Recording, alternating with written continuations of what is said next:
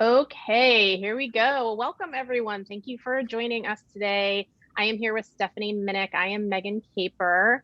In case you don't know who I am an energy healer and a spiritual channel. I channel a group of beings named Saul. And I specialize with my energy healing in helping people that have gone through some sort of traumatic past. That could be a childhood thing, that could be systemic oppression, that could be a medical diagnosis. There's all sorts of ways we can experience trauma. And I help to sort of integrate the physical, emotional, and spiritual fallout from that. So it shows up differently for everyone, and we just meet you where you are. And I happened to get hooked up with Stephanie on Facebook a couple weeks ago and realized that we have a lot in common and what we do. Sorry, I have a dog visitor behind me. We have a lot in common in terms of what we do. And we got into this really interesting conversation about grief. So we wanted to talk to you about that today. I think it's really timely with the pandemic. We're all grieving in this way. We'll sort of talk about that a little bit too. But first, I sort of wanted to let Stephanie introduce herself. So, Stephanie, can you tell us about yourself?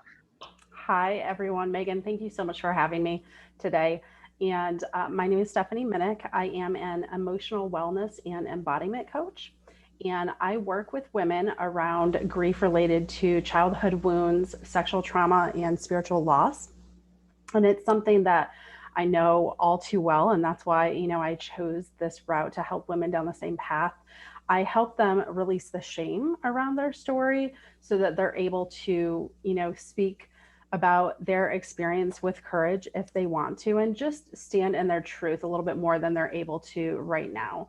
I think all of these things, have the ability to stop us in our tracks and make us stop living the life that we are supposed to be living. And I've seen with my clients that they're just able to thrive and progress in such a different way once we work together. So I love what you're doing. And yes, we met through UIB. So that's fantastic. And we do have a lot in common, as far as our backgrounds and what we're doing to help people. Yeah, yeah. Um, yeah, I'm super excited to talk with you about this because I think we approach very similar issues in very different ways. And I'm always telling all of my clients that well, first of all, there's not one way to healing for everybody, right? Everybody's different. Some things are going to resonate with some people and some things are going to resonate with other people. But also that there's not like one magic pill or one magic Yeah. practitioner or one magic book or one magic therapist or one magic whatever that's going to help with these issues of trauma because um, it's a long-term ongoing process, which is one of the things we wanted to talk Right. about. Yeah. And you and I both are still processing this stuff. It's not like you get to some magical level and then you're like, I'm done, right? I mean, it just doesn't happen that way. Unfortunately, I wish it did. But there are also gifts, especially spiritual and personal development gifts that we get from going through this stuff. So yeah, let's talk about it. Let's talk about it. So what was your sort of, can you tell me a little bit of your background or how you got into this work and around grief and stuff like that? So I started out of high school. I went to school for massage therapy, became a massage therapist. So the wounded healer, I have a long history of sexual trauma, and I think that we teach what we need, and I needed safe touch. And Mm, I did that for many many years, and then went back to school for forensic anthropology. And so yeah, wildly different. But I ended up having so many different vocational experiences. I worked in the mental health field. I worked front desk at a brain training center. I've nannied children. So there's so many different areas that I've been able to really hone in on mental health, the ability to transform, and my own personal experience. I've lost a lot of people, and my first, I think, real hit when I was younger. I grew up in a very traumatic environment, as a child, but the first thing I remember happening, I was 20, I believe, and in massage school, and my whole what I was planning to do was be a doula. And I had a mm, friend that was pregnant, and I was there with her. I used to massage her, and I was there for the birth and everything. And it was beautiful experience, just a wild experience. And the baby actually passed at 6 weeks from Oh, wow. SIDS. And that was, I think, the first thing that really, really struck me. And I remember cursing God or whatever I thought was the culprit of that, and Mm-hmm. I've always had a very deep intuition and knowing about things. My father always told me that I had a sixth sense. Mm-hmm. And, I think it might have scared me a little bit when I was younger. And then I spent a lot of years, because of my grief, because of my trauma, numbing and self medicating. And it's, just been in most recent years that I have been able to stop all of that and really find like natural ways of healing to deal with everything and move through it. Uh, and I think that that has really heightened my abilities. It's heightened my Yeah. intuition. It's heightened my ability to just check in with myself and trust myself, and, clearing out toxins in food, not self-medicating, all of those things. That I feel that it makes me stronger in my powers, in my intuition, in my communication, in my spiritual practice. Yeah. And it's something, all of these things that I've been through I wouldn't have been able to progress on this path had it not been for these trials. I've lost my father, I've lost my brother, I'm estranged from my family as well, my remaining family as well. I've had miscarriages, I've lost several friends, so I'm definitely no stranger to the grief related to losing people and also other things. I went through a period of unemployment for 2.5 years. And if you've ever been unemployed, for a long time, which I think a lot of people can relate to right now, Yeah. it destroys you. Because so many of us are our identity. When we meet, you say, okay, what do you do? Right. And when you don't have that anymore, Right. you're really grasping. So that for me also was a huge learning curve. And this was about 10 years ago in 2011. So I lost everything all at once, so I definitely had to kind of redefine myself. And that took some spiritual grit as well. Yeah. So, It's interesting. Yeah. Two things that you mentioned. One is, you numbed yourself. And I also came from a super toxic, horrible childhood environment. I had a parent who was a narcissist and just super cruel, mhm. coming from their own place of pain, but taking it out on me. And so I didn't deal with physical abuse, but I dealt with emotional abuse, which is interesting because you said you needed safe touch. I needed safe emotional support, Mm. a safe emotional net, people who would be with me. And the other thing you said that I was struck by is you said, you went through and you numbed. And I went through, it's funny, I never numbed, but I went through probably most of my 20s feeling like an exposed sparking wire. Like I was just raw emotion in pain all the time. And I didn't numb, but it was instead, it was so unpleasant, right? I mean, both ways I think are rather unpleasant, right? But it's interesting. I think that there's different ways that people deal with the stress and the trauma. But yeah, it was interesting. I didn't numb. I just was like on the verge of tears all the time, and I couldn't figure out why. I mean, I sort of had an idea, but I didn't really know the underpinnings of it. But I also want to bring up, so you've had a lot of people pass away, which is sort of traditionally what we think of with grief.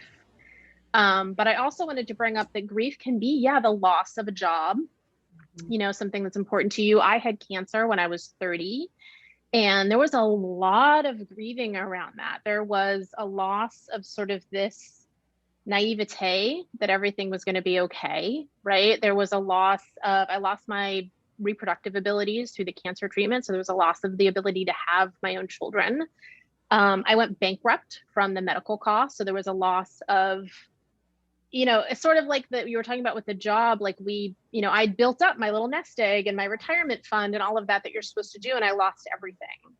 And ended up 6 figures in debt, and so had to rebuild. And so grief can look like many, many different things. It can look like someone's death is sort of traditionally what we think about it.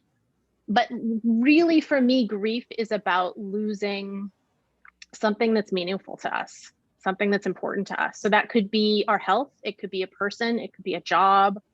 There's a lot of different things that can sort of cause us to feel grief. It's that loss of something that gave our lives meaning or that we loved, right? Or we're attached to in some way. So I want to talk about, we sort of realized that we had these things in common, but then we started talking about the spiritual growth that has happened because of the grief. And one of the things we were just talking about before we hopped on the call, which I want to bring up, is it's not like the grieving ends and then the spiritual growth begins. It's actually like a process that happens in tandem. And as you're grieving, for me anyway, as I was grieving, I was also having these, spiritual and personal growth lessons or realizations or epiphanies or whatever you want to call them, connect the dots. And so I just want to point out, like, especially since we're all going through this collective sort of trauma and grief of 2020 and losing a lot of things that are meaningful to us, being able to spend time with friends, being able to go out to movies or out to dinner or whatever, right? That the growth and the pain happen at the same time, which is not fun. It doesn't feel like that a lot of the time. It doesn't feel like that. It's sort of hard to see. And the thing that's sort of shitty is that the pain you're feeling immediately, like right now, and the growth you only see in retrospect. It's like not fair, right? Like, yeah, absolutely. So absolutely. It feels right now like it's just pain and sadness and anger and all the things that go along with grief, numbing, but we're not seeing the growth until, like, I can look back now and be like, oh, I learned all these things from my cancer, treatment and diagnosis and all of that. At the time, it was really hard for me to be aware of it at the time. So I will say that caveat, that it's really hard to see the growth in the moment, whereas the pain is super obvious in the moment. Seems never ending. Yeah. It's never ending. That's the thing. You feel like you're never going to transition out of that space in your life. And that's, I think back to my previous chapters and I can remember how painful that was and how it felt like it was never going to end and I was never going to be able to get back up. But you do. Yeah. And you do it again. And each time that you go through those things, you're able to look at that when the next hurdle comes, and look at the way that you navigated those things. And it gives me a little bit of self-confidence, to dive into whatever has been thrown in my path next. Yeah, I think that's true. And I often think about this and talk about this with my clients who have teenage kids, is when we're teenagers, we're really experiencing all of the painful adulting stuff for the first time. So we don't have any perspective on, like, even, like, I know how to deal with this, but even if I don't know how to deal with this, I've been through this before or something similar. So I know that there is another side. I don't know how to get there, but I know it exists, right? And that if I just keep putting one foot in front of the other, I will get past this eventually somehow, even if I don't know how. So I would love to hear from you, like, what are some of your, like, sort of things you've learned or tools you use? Like, if there's people out there that are in the middle of grief, and we have a lot of people that have lost a lot of people from COVID.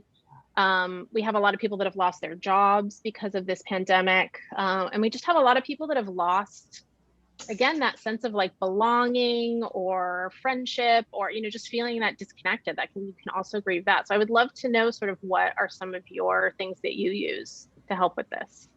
Oh my goodness. There's so many things, the financial standpoint. I know it doesn't feel like it in the moment, but your credit score is just a number and you can recover these things and that status and all of that. And, looking back, that was, at the time, it seemed like the most of my worries. And now I'm like, oh my gosh, that was the least of the stuff that I was going through, so that aside. And that's the thing, is that you can come through this, you can use it to your benefit. For me, I really I honed in on, a lot of books and stuff. I think Super Soul Sunday saved my life. I mean, at that point in time, that was kind of my COVID chapter in 2013. I went back home and I was staying in kind of a closet space. I had no car. It was the dead of winter in upstate New York. It was freezing. I didn't have gym. I didn't have organic food. I wasn't leaving the house, kind of thing. I didn't have a paycheck. My life had, drastically changed. And it was such a struggle for me emotionally to even get out of bed because there was nothing to get out of bed for. But I did. I continued to get up and apply for jobs, and I would go to the library and get these books out based on whoever Oprah was interviewing that week. And Oh, I would interesting. read these books and I would take notes and I would be self-reflective about it. And I kept myself busy with exercise. I mean, I would go for a run in the morning and in the evening, so stuff like that really helped me. Moving, exercise is huge for my mental health personally. I know that Mhm. it just makes such a drastic difference. And I think also, tuning into those nudges that we get, a lot of times it's easy to dismiss them. It's easy to block them out and stuff like that. But for me, paying attention to those little nudges that say, maybe you should try this, maybe you should go Yeah. do this kind Yeah. of thing. I know when my dad died in 2010, I had been thinking about going to Hawaii because I wanted to do their master's program out there. And, when he died, I specifically remember he gave me his little pocket watch, and I had it on the mantle in my room. And probably about 2 or 3 weeks after he died, I could hear it ticking every day, and it just stopped. And that to me was just this, not worse than his death, but it was such, a sign to me that your time is running out too. I mean, based on what I know about Mm, like childhood trauma, our health suffers, later on in life and everything. And I thought, you're just about halfway through your life, Stephanie. So what are you going to do?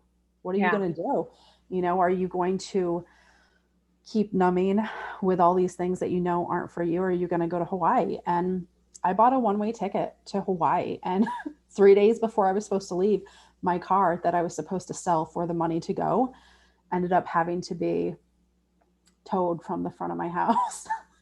And, I was like, what the hell am I going to do? I mean, I'm not lying. I was drinking Jack Daniels and smoking cigarettes at like 10 a.m. I was like that far down, and my friends were like, you can wait. You don't have to go now. And I was like, no, I'm going. And I Yeah. did. And it was one of the scariest things that I've done. But I had that nudge of like, you need to do this. And I've continued to follow that. And I think that because I also have a belief in the afterlife, at this point, I feel like I need to. It helps get me by. And I feel like when I talk to, my people that have passed, I get signs and I get answers and I pay attention to them. Uh, a lot of the times people want to pray for a sign or whatever. And it's like, signs are all around us. It's Yeah. just that we are not paying attention and we're not listening and trusting, what we're seeing, what we're receiving back. So that has been a really huge help for me. And, also just letting the people that love you and, try to take care of you. That was something that really helped me through, relying on my friends who have been in my life my whole life and knowing that I am loved. I do have purpose. It's really hard to feel when you're struggling in your family, when you're struggling financially, when you don't know what your purpose is. It is sometimes really hard to get up Yeah. and keep going. So I think that as long as we're here, we have something to do, and I have been able to turn my experiences of loss into something that has propelled my growth. I've been able to pay it forward, you know in that Yeah. way. So, Yeah. Yeah. I think too, it's important to also acknowledge that, like, I'm a professional intuitive. So, like, I'm lucky enough that I've spent a number of years developing that relationship with my intuitive voice, and I can really hear it clearly now and listen to it, which does take time. It's a practice like anything else. But listening to those nudges is super important. I mean, it's how I make almost every decision at this point. But I also want to acknowledge, especially for those of us that have gone through rough times, or especially those of us that grew up with family members who weren't supportive, is that the depression and the anxiety, like back talk, that like chatter inside our head will also, that's when it's going to pop up, right? Is when you're trying to push past some sort of thing. And it's just there to try to keep us safe, right? It's always safer to stay where you are with what you know than it is to venture into something unknown. That's just a fact.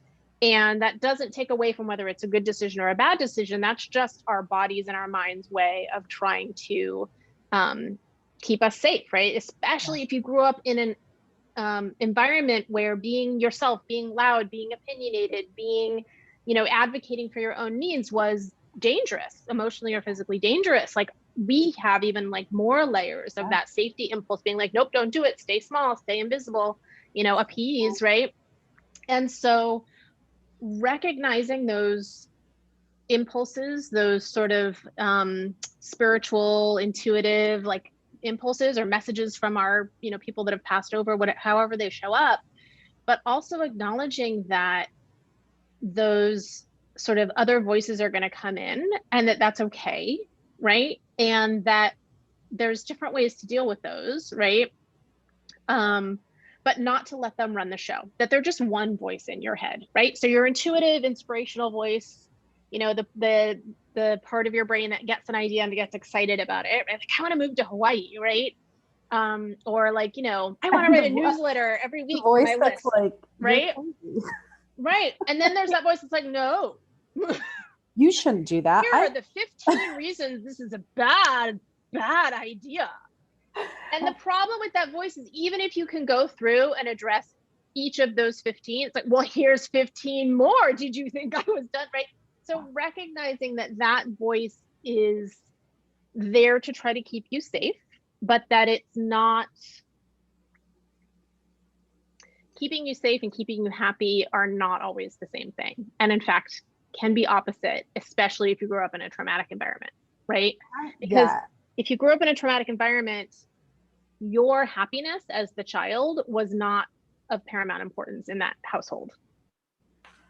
And so you never learned how to pursue that.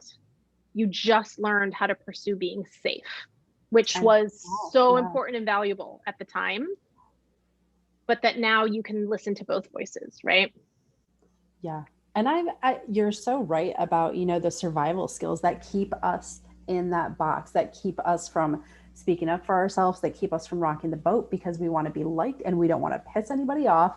And all of those things, the world tells us to be nice, be pretty, smile, all of these things. And for a long time, I have tried to, because I get that voice, I still get that voice, and these days I tell it to take a fucking backseat because I don't have time for this. Like, I know where you're going.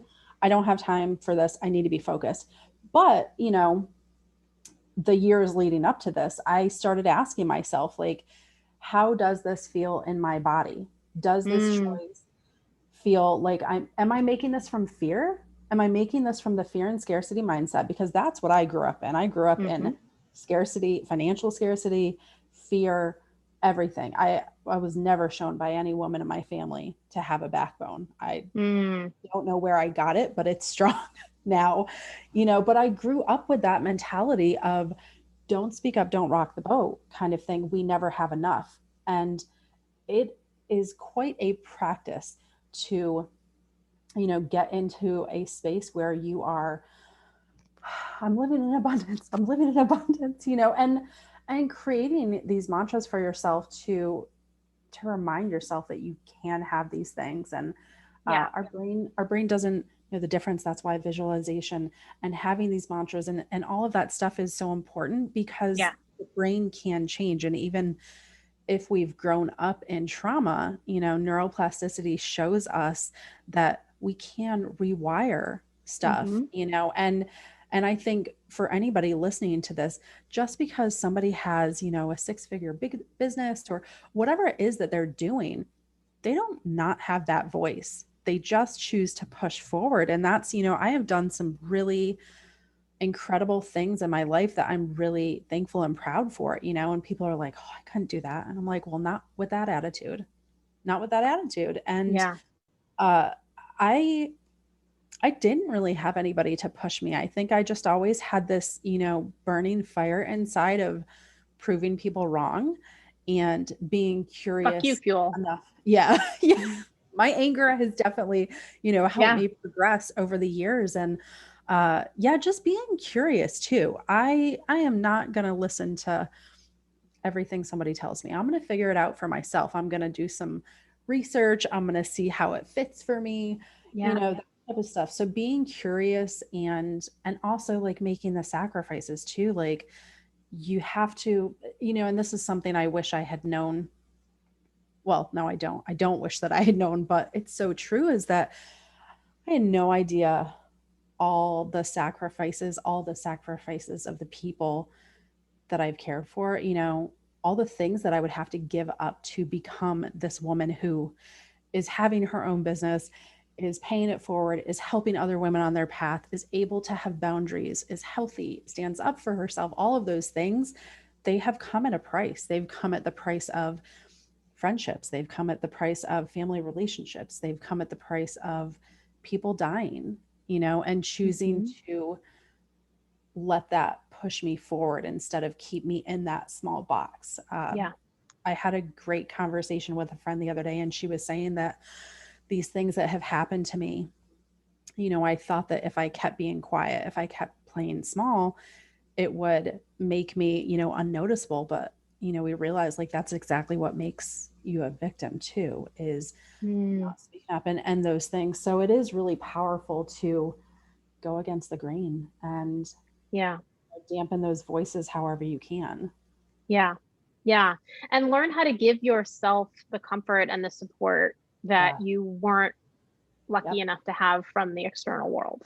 Yeah. That's a big part because none of us can survive without support, validation, love. Like those things are necessary emotional nutrients, right? And so Emotional either nutrients. figuring I out love how to that. get it, yeah, either figuring out how to get it for yourself or finding people in your life that are able to provide that for you um, is of supreme importance because this sort of energy of just like pushing through, but like burning on like gas fumes, not really having a full tank, not having, having it come from scarcity or fear or fear of failure, fear of imposter syndrome, fear of all of those things that come up for all of us. Like having that be our motivating factors is so much less enjoyable than living a life where you feel like I want to share this thing with the world because this inspires me and I'm hoping that it will inspire someone else, right? That's a very different way of doing something than like, oh shit, I've got to do this marketing tactic because if I don't, I won't have clients, and I don't have clients, I won't have money for food and rent, right? So I think that it's or whatever your job is, we're both entrepreneurs, so it's sort of easy to use that metaphor, but yeah, I think it's super important to again learn to do both at the same time. Again, just like grief and the spiritual lessons like happen concurrently, this process of learning to um, motivate yourself, treat yourself better, again, whatever that looks like, mantras, taking a walk every day, playing with your dog, like eating really good food that makes you feel good, like all that stuff, meditating, right? Reading books. That happens at the same time as you're learning to quiet that voice of criticism, right? And it doesn't happen separately, it happens at the same time. And so it's an ongoing process, right? I mean, you and I are both still dealing with this, and we've both been like doing this work for, well, Yeah. me, like over 20 years. So like, And for me, yeah, about 15. And I think another thing, that's important to talk about, and you will likely understand this, if you come from a background of extreme trauma, resting seems lazy to you. A lot of women, especially overachievers, perfectionists, have to do it better. And I've only been in business a year, but I can say that like it's tough letting yourself have some breathing time, and that's something that COVID has actually given to me some grace about. Damn, Stephanie, if you're tired, like you're probably exhausted, because I know that I do more than like the average person. Like I expend so much energy, yeah, so I have been much more introspective about, just checking in with myself and seeing where I need a yeah, break, seeing where I need to shut off the social media, zone out with a book, whatever it is. And I have been, much more consistent in the past year with giving to myself in that way, and also reframing how that looks and how that sounds. Because a year ago I was like, okay, up at 5:30, go to the gym, do this, let's work a 14-hour day, 16-hour, whatever, you know. And then a few weeks into COVID, I was like, what are you doing? Who are you doing this for? Nobody's Yeah. even seeing you, Yeah. and you're exhausted. So like maybe take a few hours. Yeah. And I do have to remind myself that going out on my deck for 30 minutes during my lunch break, to meditate in the sun, that's still work. It's still Mhm. it's work because it's hard to just let myself do those things. Going for a walk, the first thing you want to do as an entrepreneur is, I don't have time for that. I have too many things on the schedule today. And it's like, well, this has to be one of them. You have to care for yourself. And I think that, if you can approach yourself as you do the people that you love as your friends, talk to yourself in the way that you would speak to your friend, things start to really change then, because you're not going to tear your best friend down the same way that you do to yourself inside, Right. so really Right. looking at yourself on that level, and like you said, giving yourself all the things that you didn't receive as a child, Yeah. Yeah. that's been really important for me. And building those into your day. So if you have Yes. a to-do list, I would encourage people also to include on the to-do list experiences you want to have. So that could be a meditation, a walk, like making myself a nice, big organic salad for lunch or whatever. Like, what are the experiences I want to have today? Again, those emotional nourishing, physical nourishing, like they're all really important. And then also like reward yourself. And I reward myself no matter how much I got done or not, because it's interesting. You talk about the pandemic, and I think for a lot of us, it has forced, I mean, first of all, we're processing a lot all the time, right? So we're tired because we're emotionally processing a lot that's going on. And for those of us that are empaths, we're processing not only our stuff, but everybody else's stuff. It's exhausting. So giving yourself the grace to be tired this year, I think is fine. I hear a lot of people being like, I'm doing nothing. Why am I so tired? Like, because there's a lot going on. But also, for me, it's interesting. The thing that sort of forced me to slow down is I ended up with chronic fatigue after going through chemo, which I guess about 30% of the people that had the chemo that I had.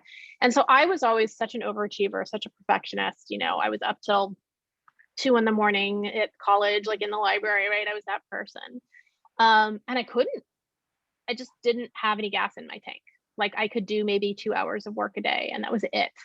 And then I couldn't think. Like my brain was foggy, and like I physically didn't have the energy to even sit up. And so that was huge for me in terms of trial by fire. And this goes back to what we're talking about these things that are hardships, these things that are grieve, that we have to grieve, that eventually we learn these lessons from them.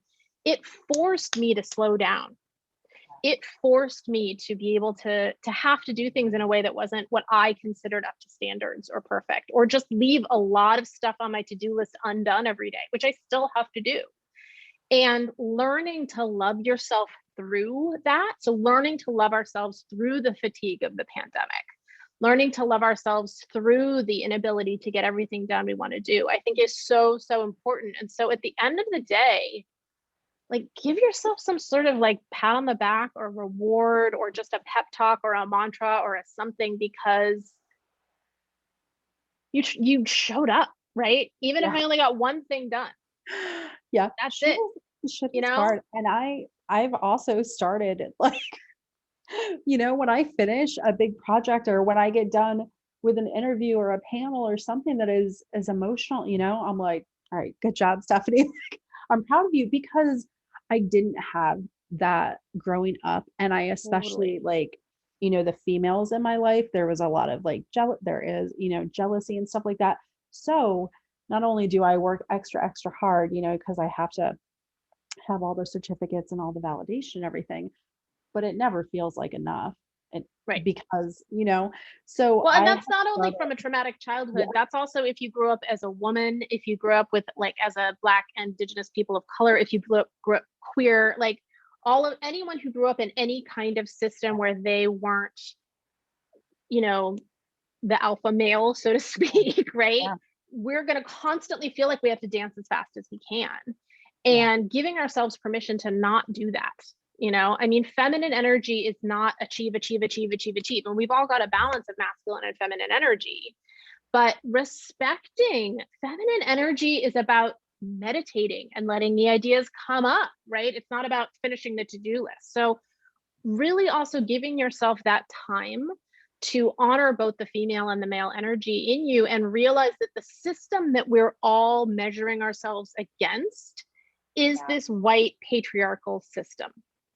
And it honestly doesn't even work for white men, honestly. Like, they're miserable too, right? Like trying to like work crazy hours or whatever. Like it doesn't, even the system that it's supposed to be designed for the people, like, Of course, it doesn't so work for just the people. right. So, but for those of us that are otherized, right? For those of us that are said like, oh, no, you have to fit in this mold that's not, really who you are. And so we're sort of trying to constantly like contort ourselves into this mold, like learning to respect and honor that meditation is an enormously powerful way to work. Not only is it like an emotional release, not only is it, all of that stuff, but it's a way, like some of my best ideas come up during meditation. I get some of my best intuitive messages during meditation, right? So it is working. And I love that. So I love that idea of rethinking what it means to have a to-do list. Meditation is on my to-do list every day. It is, and it's on mine too. So it's taking my dog for a walk. Yeah. I told you I just got back from like a hike. It's 75 degrees out today. It's beautiful, and I was like, you know what? It's gonna rain this weekend. I'm going for a walk.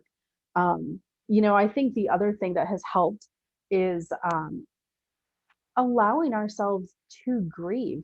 Society and probably, for so many people growing up, they weren't allowed to have a grieving process or be upset or cry, stop crying right now, or I'm gonna give you something to cry about. Like I heard that growing up, so I think allowing yourself to grieve when you feel it come up, it's so important. And I'm noticing these past few months of like peeling layers back of stuff. I am definitely having more emotional releases. And it happened to me on a hike the other day. I did a video about it recently, and what it showed up as was anger and frustration at my husband. And then, I kind of felt like I was spiraling. And it looks like a child having a tantrum kind of thing, because the inner child gets in there and kind of can run the show, but I knew that because of the personal things that I'm going through, and I was just physically straining my body, I could feel it. I could feel it come up from my hamstrings to my stomach to my chest to my throat. And it was like just this jostling up of energy until I'm hiking on the side of the mountain crying into a tree. It's important. Yeah, and it shows that you've done a lot. It's like I'm actually like honoring and respecting that, because it shows that you've done enough work that your inner child feels safe now to come out and have a tantrum. So when these things are coming up, and I'm saying this for myself too, because I also feel like the last couple of months I've been having like way more emotional upheaval and breakdown. I think that's happening to a lot of people. I'm talking about, we're a year into this pandemic. It's like we just don't have these emotional, like we're just at the end of our rope, right? And so these things are coming out and coming up that we're like, where is this coming from? But allow it to, because if you've created a space within yourself where that inner child can rage, cry, scream, it's not fair, I don't want to do this, like those are things that you may not have been able to have that safety to do as a child. And so yay, good for you. Like good for you that you feel safe doing that now, and that you have a life and you have people around you that you're able to do that. I think that's awesome. I needed that perspective just to hear that it is, and it's happening more and more. I feel like it almost feels like a vomit of like word stuff. And what it was Sunday was just, I feel like I'm not being listened to. And then I get very introspective about my triggers, about like, where else has this shown up? And it's directly related to my sexual trauma of speaking up and not being listened to and being made to feel like a baby, or any of that. It's directly related to my other childhood stuff. And I could see that. I was introspective about that. And I think that if people can get curious about your anger, get curious about your grief. Compassionately curious. Be- Yes. Yeah, I mean, these are things that unfortunately are so shamed. And the thing is, we all go through it. We all go through losses. We all lose people we love. We all get angry. And I think that anger can be a really good motivator. Anger, it just depends like everything, how you kind of dole it out. But, Mhm. be curious about the feelings that you're having come up and kind of try to root that down, because once you can see the things that it's tied to, and you can have compassion for that inner child and all of that fear, that you have circulating, you can start kind of getting rid of some of that, and releasing it and Yeah. move on and Yeah. thrive. Yeah. I love anger and I love sadness. And it's taken me a long time to get to this place, but I love anger because I've realized that anger is something that I'm finding is going against my values, that I'm like pushing up against, like for you not being listened to. So like that would be like, I want to be respected. That's important to me. That's one of my values. So like anger for me is about like something's coming up that I'm having to like, that's blocking me or pushing me, and I want to push through that. And so I stop and I think, well, what is it? What is it that's really meaningful or important to me in terms of my ethics and my values that I feel like I'm not getting, or that I'm being stopped from getting, right? And then sadness to me is about, there's something in my life that brings me love or brings me comfort or brings me a sense of safety or joy that I've either lost or that I never had, but I know I want, Mm. right? And so looking at that, what is it? So if I'm sad, like I'm really sad that, I'm not able to spend time with my friends during COVID. Oh, what that shows me is like, when I really stop and I meditate, well, what is it about that experience of hanging out with friends? Like it's the touch, it's hugging people and like, I'm just not getting that. I'm like, oh, okay. Well, thank you, sadness, for telling me that like once this is over, like I'm hugging, you're getting a hug, you're getting a hug, you're getting a hug, right? Like that physical touch with friends, I'm missing so much.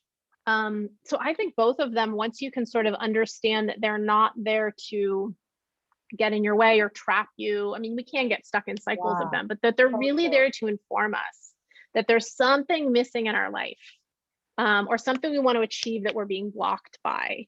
That's really important, like one of our core values. Like, oh, all of a sudden that opens up, like, oh, okay, Yeah. like in what ways am I not feeling respected, or in what ways am I missing closeness, or what, there's a million different questions you can ask yourself, and it's going to be different for every person.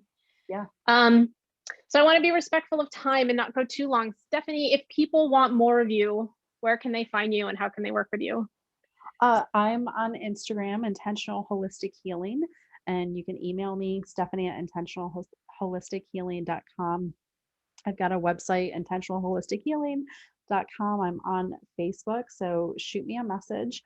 I am practicing more, videos and stuff like that, just sharing my experience. And I am very transparent about the things that I've been through so that, my clients can understand.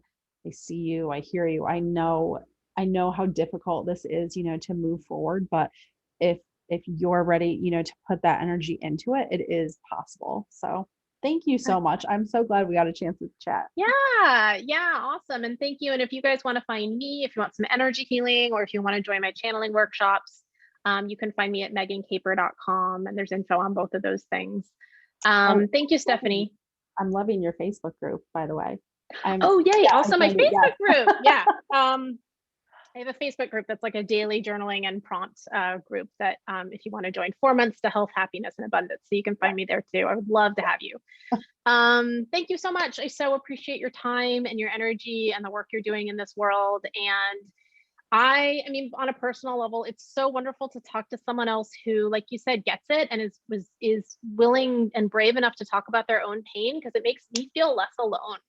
Because I think so much of going through trauma is feeling like you're not normal, or that you're the only one experiencing this, or there must be something wrong with you, right? There's all those messages that we talk about that go through our head, and just being able to talk to someone else who's like, nope, you're not wrong, you're not abnormal, this shit happened, is so helpful. So it's such a beautiful, like, transformative experience. Yeah. Thank you. Yeah. And you know, I think that when we share these stories and everything, it does help people understand that. And for the people, I was on a panel Saturday, you know, at the end, they were like, you said so many of the things that I was thinking. And I was like, oh, so I think it helps us show up more authentically, you know, and same for our clients when we're Yeah, able to talk about those things and share our experiences. It lets them know they're in a safe space. So I'm so totally. glad that we were able to. Totally. Thank you. Yeah. So if you're grieving or you're sad or you're angry, and at the same time, you feel like you're going through personal and spiritual growth, you are not alone. Totally normal. Happens for the rest of our life. Yay. Yeah.